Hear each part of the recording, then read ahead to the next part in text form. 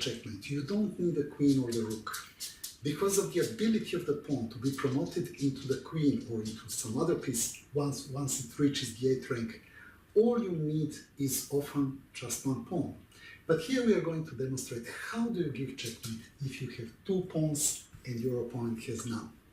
So Sung, what would be your next move? How would you go about checkmating the black king from a position like this? First, I'll just simply advance my pawn. Okay, what if the pawn gets under attack? I'll just protect it. Right, king is waiting. I'll push my king. And king goes back. Opposition. And king goes back. And then this time, I'll put my king here so this king can't come on e5. Right, the king goes to f6. I'll just push with a check. Opposition. King goes back.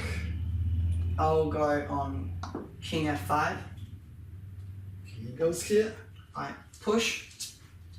King goes there. Opposition. King goes back. Now I'll go on king f6. I'll give him a check.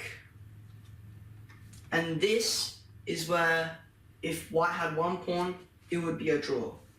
But in this case, since white has 2 pawns, I'll just simply move this pawn to gain an extra move. Which means that I now have to get out with my king. And then here, I'll push my king to f7, making this king not available to go on e8. And when my king moves out of the way. And that is the time when we can promote this pawn into a queen. Into the queen, and from now on you will be checkmated with the queen versus the king.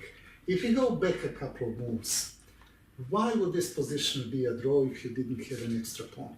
Because here white would have to move king e6, or if the king goes elsewhere, then there would be nothing protecting the pawn. Black would simply take it.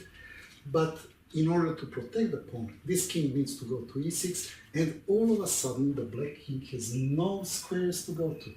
This pawn is controlling d8 and f8, the king is controlling d7, the king is protecting the pawn, the king is controlling the square f7, which means that this king would be stalemated.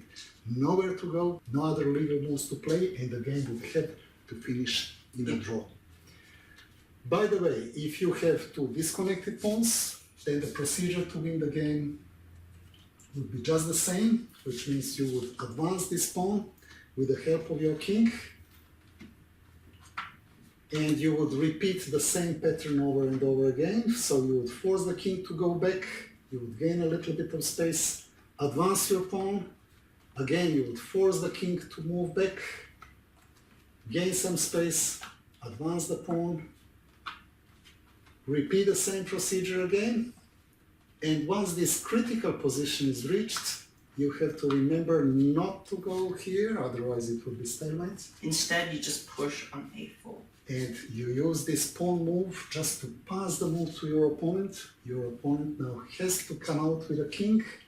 And then here, you can move your king to e7. That paves the way to your king, and the next move is going to be d7 to d8 queen. From that moment on, you have an easy position to checkmate the opponent's king with your king and the queen.